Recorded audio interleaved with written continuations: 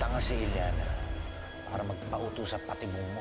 Seryosohin niya kaya ako kung padalan ko siya ng isa sa mga ulo ninyo. Huwag mong idamay ibang tao sa galit mo sa akin. Anong panahon mo sa akin? Gagawin ko ang lahat para makabawi sa'yo. Wala akong panahon makipag-usap sa'yo dito ngayon. Masyado kasi kayong mayaabang dalawa. Itusuko ko na yung sarili ko para sa kalayaan niyo. Sumuko ka! Napapaligiran naman namin! Siguro ganun lang ako, bilis mautaka. Patayin niyo po yung kasama na bumabalo sa inyo, Minerva. Mayroong kailangang mamatay dito. Ikaw yun! May sasalba kaya ni Daddy si Iliana? Maabilidad siyang tao. Tapos na to. Talo ka na. Pasensya ka na, Eman. Pero kailangan kong gawin to. Ipangako mo sa akin. Aalagaan mo si Isabel. Sir Basti? Bayong-bayin na ako sa pagditas mo sa akin. Alam mo, tsaka na hikaartehan mo yan. Hanapin mo natin si Iliana. Saan kayo pupunta? Buti na lang ligtas ka, Dad. I was so worried about you. Ligtas ako, anak. Pagka mag-alala, ligtas na rin tayong lahat. Iliana, salamat din pala. Tinaya mo yung buhay mo para sa akin. Para sa aming lahat. Alam mo, pagkatapos ng lahat ng ginawa ko sa'yo, may intindihan ko sana kung iniwan mo na lang ako dun para mamatay. Marga, syempre naman hindi. Alam mo, nangako nga ako sa sarili ko napoprotektahan ko yung pamilya ko. At isa ka na dun. Di ba magkapatid tayo? Kahit na alam kong hindi mo ako tanggap. Ako nga dapat nagsasabi sa'yo niyan eh. Kung bibilangin natin lahat ng kasalanan na gawa ko sa'yo, siguro aabot tayo hanggang bukas. Kaya, Iliana, salamat talaga. Tsaka sana patawarin mo ako sa lahat ng nagawa ko sa'yo. And sana makaumpisa tayo ulit bilang magkapatid. Syempre naman. Matagal ko lang gusto marinig sa'yo yan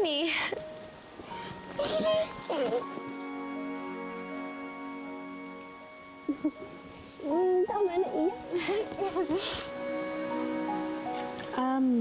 Tingnan nga pala si Julian at Gabo. Nasa na? Iniwan namin sila dito, anak, ha?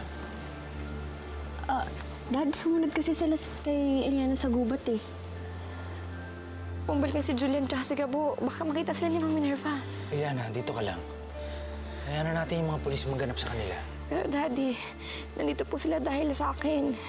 Hindi ko po mapapatawad sa sarili ko pag may nangyaring masama sa kanila. Daddy, pasensya na po Iliana! Mabuti naman na padalo kayo sa bahay ko. Siya lalapit sa amin. Bakit hindi? Sige. Gabo!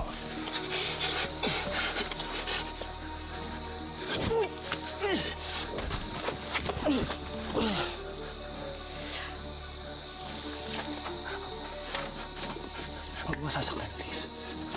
Takot ka nga. Huwag mo sasaktan!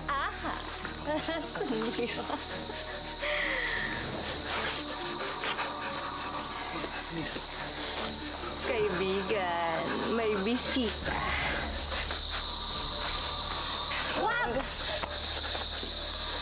Huwag mo silang idamay sa galit mo sa akin. May isa pa tayong bisita. Tayo ang maglaban ni Minerva.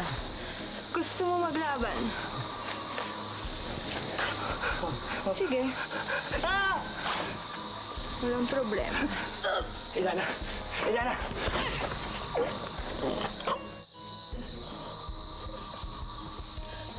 Bitawan mo si Gabo! Ano, Iliana?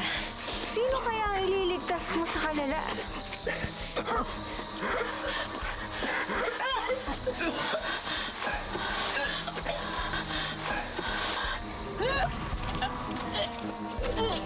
Sobra ka na! Ano kumanta talo?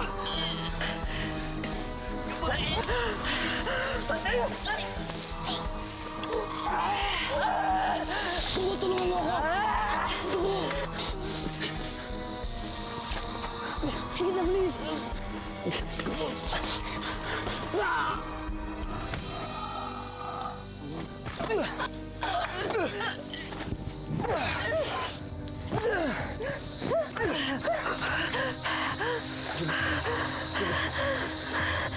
Julian! Julian! Tulong!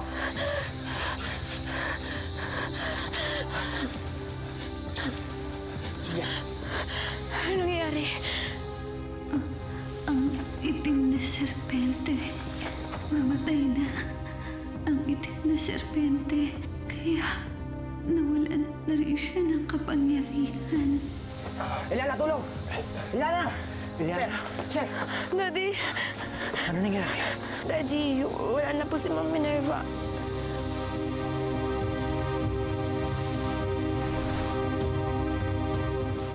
Eliana, Sir Eman, tulungan niyo naman si Julian!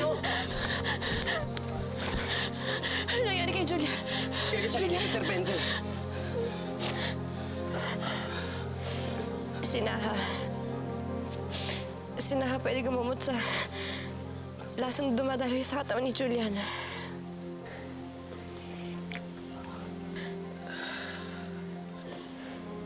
Naha, ayos ka lang ba? Bakit parang ganyan ang kondisyon mo?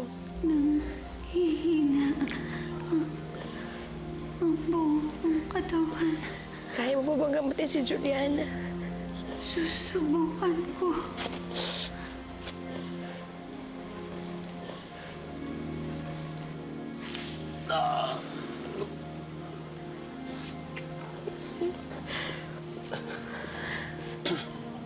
Naayos na ang lahat. Pwede ka na magpahinga. Patay na si Ma'am Minerva. Eliana, sa tingin ko, hindi na rin ako magtatagal. Pinahawag ka naman ganyan, oh. Magpakatatag ka naman ako. Hindi ko kaya mawala ka, eh. Kayanin mo, Eliana. Magpakatatag ka. Sabay tayong lumaki, Eliana. Sabay tayong nabuhay dito sa mundong ito. Pero hanggang dito na lang ako. Patawarin mo ako kung hindi na kita masasamahan pa. Pero masaya akong mamamatay dahil alam kong kapiling mo na ang pamilya mo. Alam ko, ikaw na yung kakampi ko. Huwag mo naman akong iwanan. Hindi ko kaya, Nani.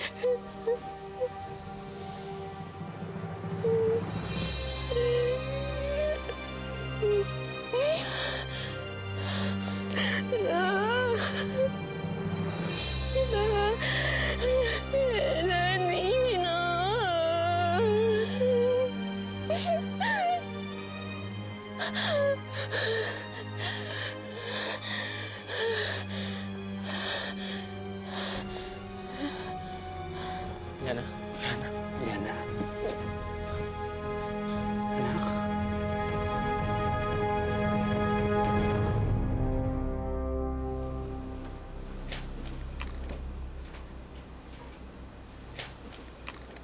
Nurse? Dok, kamusta na yung lagay ng anak ko? Normal yung kanyang vitals. Aside from the 2 snake bites, okay na si Julian. Kamusta naman yung snake bite? According to these lab results, negative naman siya sa snake poisoning. So, wala namang kumalat na venom sa kanyang katawan. Sige po, mag-allowance po muna. Okay, thank you, Dok. Salamat po.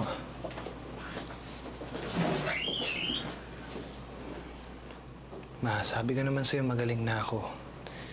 Effective tong kagat sa akin ni Naha. Ganito rin nangyari sa tatay ni Tita Isabel.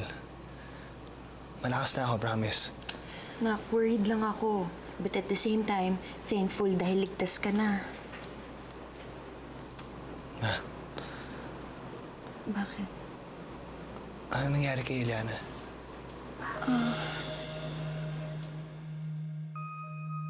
Hanggang ngayon, mahina pa rin ang pasyente. Dahan-dahan kasing nilalason ng venom mula sa snakes Eliana. Dok, paano ho nangyari yun? Hindi ba dapat immune si Eliana sa laso ng ahas? Based on our findings, mula nung mamatay ang kambal ahas ni Iliana, ay hindi na nakokontrol ng venom nito. Kaya kumakalat sa buong katawan niya. Anong mangyayari sa anak ko, Doc?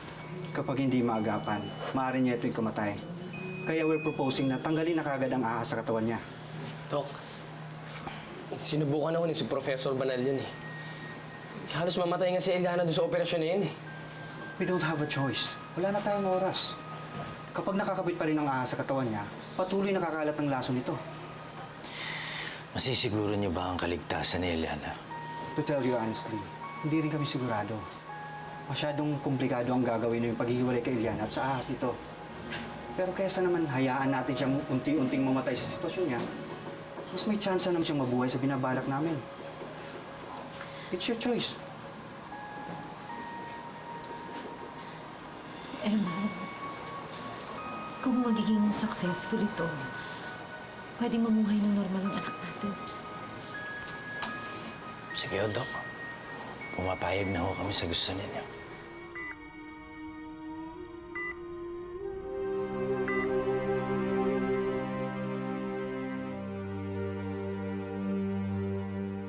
Panginoon, nakikiusap po ako sa inyo. Iligtas niyo po ang anak ko. Pahabain niyo pa po ang buhay niya. Ilang taon akong nawalay sa kanya. Ilang taon akong nangulila sa isang anak. At ngayon nahanap ko na siya. Huwag niyo sanang ipagdamot ang pagkakataong makasama ko siya. Napakarami ko pa pong plano para sa anak ko. Huwag niyo muna siyang kunin sa akin.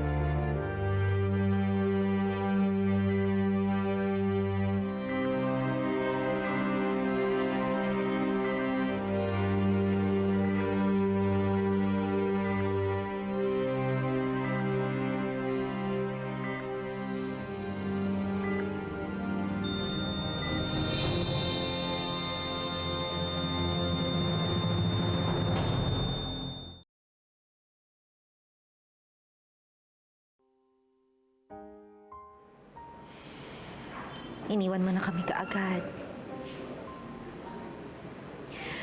Pero alam ko na kung nasan ka man ngayon, na masaya ka na dyan. Alam ko.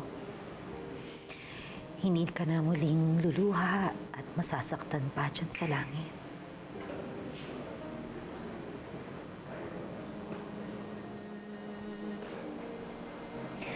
Habang buhay kong tatanawing utang na loob ang lahat ng sakripisyo mo para sa akin at sa pamilya ko. Eh, hindi kita makakalimutan, Basti. Paalam. Tito Basti, alam ko po, saglit lang tayo nagkasama. Pero nagpapasalamat po ako sa inyo kasi nilagayan niyo yung mami ko. Huwag po kayo mag-alala. Aalagaan po namin ni Daddy si Mami.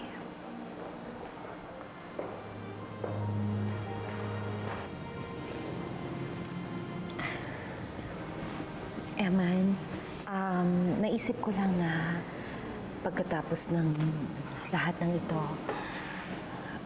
gusto ko sanang mamalagi na sa isla, kaming dalawa ni Eliana. Nakausap ko na kasi yung mga tauhan namin doon at ang sabi nila, bumalik na daw ang kapayapaan sa buong Isla Serpente. Kung pwede sana puntahan ko kayo para madalaw ko naman si Eliana. Oo naman, Eman. Kahit kailan niyo gustong pumunta, welcome kayo. Ang lagay ba po, si Daddy lang pwede bumisita sa inyo doon? Siyempre naman, kasama ka din. Matagal na kasi gusto mo kasama eh. O sige, ayusin natin schedule ko para makabanding kita.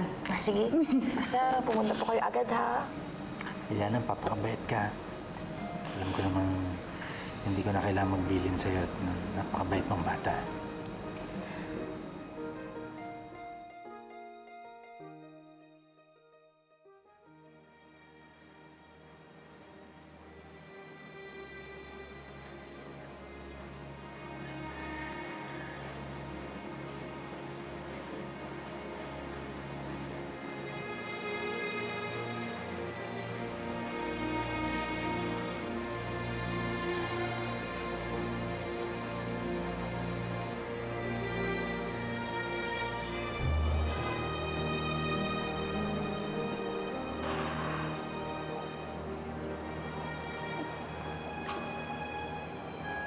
Liana? Naalala mo si Naha? Hindi lang po kasi ako sanay na wala na siya eh. Siya lang po kasi yung lagi ko kausap sa kasama. Kaya sobrang nalulungkot po ako. Anak, kahit wala na si Naha, andito ako. Pwede mo akong kausapin at sabihin sa akin ang lahat ng gusto mong sabihin. Ha? Salamat po, ma'am. Huwag ka na umiyak. Isabel,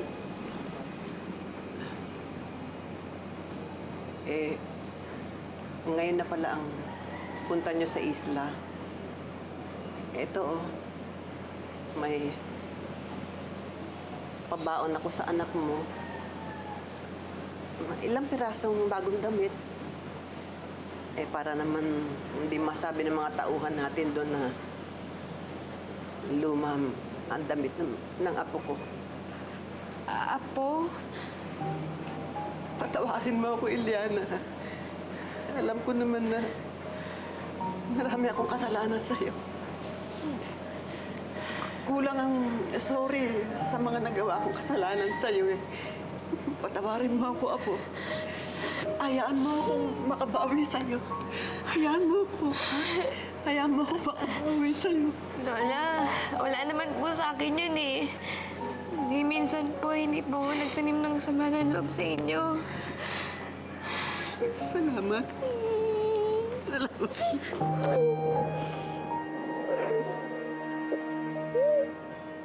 Isabel? Isabel? Patawarin mo ako, anak. Nagsisisi ako sa mga ginawa ko. Sana magkaayos na tayo. Anak. Patawarin mo ako. Ma, kung si Eliana nga napatawad po kayo, ako pa, anak niyo ako, pinapatawad ko na po kayo, Ma, at kalimutan na natin ang lahat ng nangyari.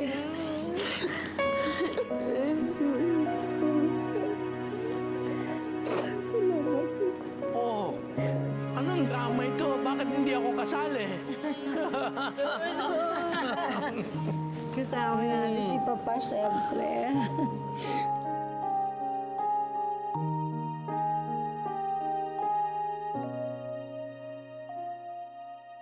Ay ate, palagay na lang po yan sa loob ng kotse. Tapos pakuha po nung gamit ko sa taas. Salamat.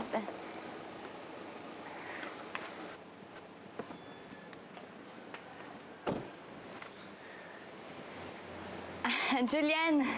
Liana.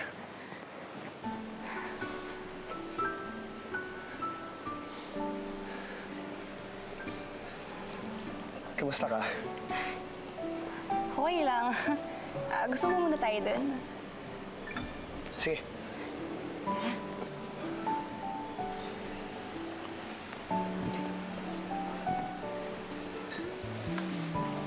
Upo ka. Salamat. Nabalitaan ko kasi kay Mami na ngayon na pala yung alis mo. Kailangan mo ba talagang pumunta sa isla? Hindi ka naman hinahanap ng polis. Wala na rin naman si Tita Minerva. Julian, yun din kasi yung gusto ni Mami at Daddy eh. Sangayon naman ako sa desisyon nila eh. Mas mabuti na siguro sa isla. Tahimik, tsaka mapayapa. Ngayon pa lang, namiss na kita. Eliana,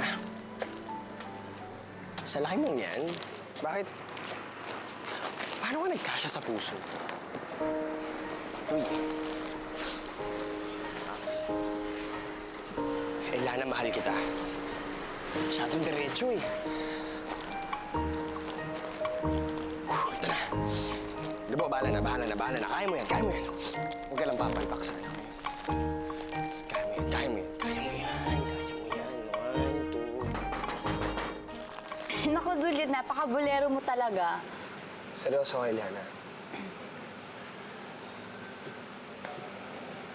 Namiss talaga kita. Pwede mo naman akong dalawin kahit paminsan-minsan eh. Oo, pero iba pa rin pag nandito ka. Gusto ko araw-araw kitang nakikita. Gusto ko palagi ko narinig yung tawa mo. Dahil sobrang espesyal mo sa akin, Eliana. Espesyal ka din naman sa akin eh. Papasalamat nga ako sa Panginoon. Kasi binigay niya ako ng pagkakataon na makilala ka. Isang matapang at masayaing kaibigan. Tatapatin kita, Eliana. Ayoko maging kaibigan mo lang. I want to be your boyfriend again. Ang tanga-tanga ko para pakawalan kita dati. And this time, I want to make it right. Eliana, please. Hindi na kita sasaktan ulit. Julian, pasensya ka na ah. Pero pagkaibigan lang ang bibigay ko sa'yo eh. Hindi mo pa rin ba ako pinapatawad sa ginawa ko sa'yo dati? Julian, nakalimutan ko na yun. Eh, ang totoo nga niyan, may iba nang tinitibok ko yung puso ko eh.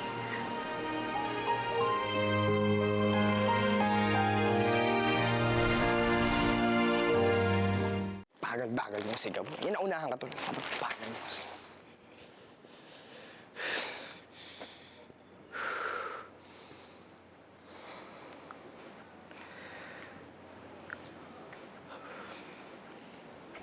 Aalis na ako. Hindi ka man lang ba magpapaalam? Ayoko kasi istorbo dun sa usapan niyo ng boyfriend mo. Si Julian, hindi ko naman boyfriend yun eh. Magkaibigan lang kami. Ang totoo niyan, may iba akong gusto eh. Teka. Kilala ko ba to? Oo naman, kilalang kilala mo yun. Alam mo, ang swerte ko nga sa kanya eh. Kasi mula nung makilala ko siya hanggang ngayon, lagi niya ako nililigtas. Hindi niya ako pinapabayaan. At handa pa niyang itiyak yung buhay niya para sa akin. Kaya nga nung nalaman kong nasa bingit ng kamatayan yung buhay niya, doon ko na-realize na mahal ko pala siya. Mas gugustuhin ko pa nga magpahagat sa ahas. Kesa mamatay siya at mawala siya sa buhay ko eh.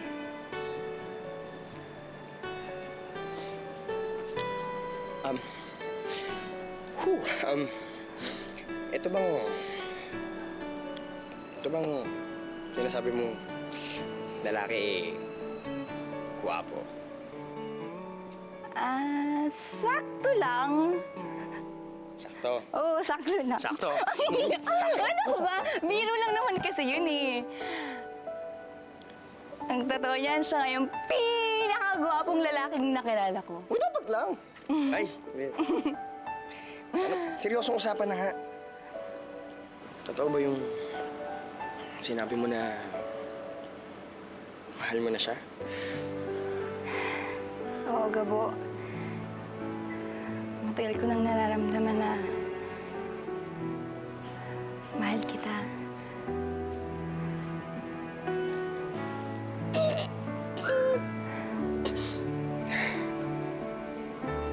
Eliana,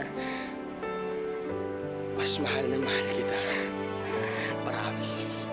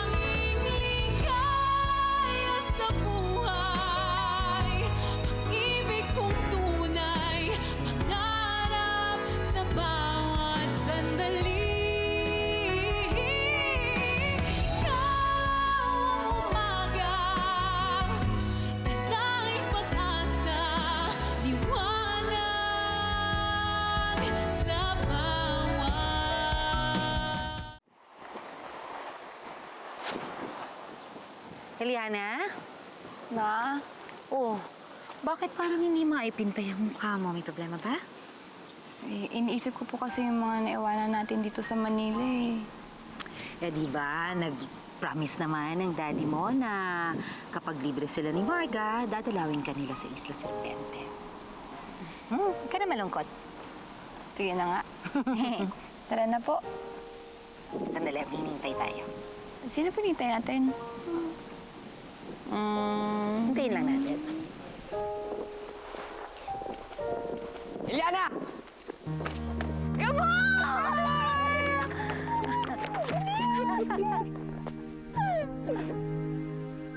Tsaka?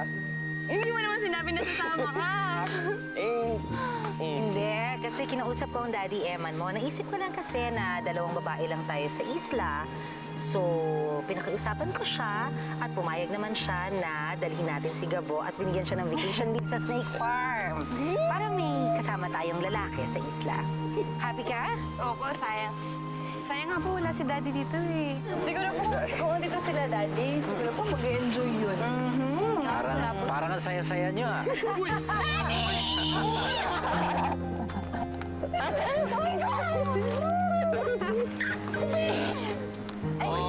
Kita niyo, ah. Kinansin ko pa lahat ng trabaho ko para makasama ko lang yung mga anak ko. Tingnan mo, lakas mo sa daddy mo. Sana okay lang po sa inyo na kasama natin si Julian. Oo naman. Ayos lang. Julian, kayo naman si Marga? Magkaibigan lang kami. Let's just say I'm starting to like the new Marga. Diba? Oo, saya-saya ni Eliana. O, abot langit ang ngiti ng anak ko. Simple lang naman ang kaligayahan ni Eliana, eh. Gusto lang niya makita ang buong pamilya niya. Pamilya natin, Emma. Di ba? Pamilya natin.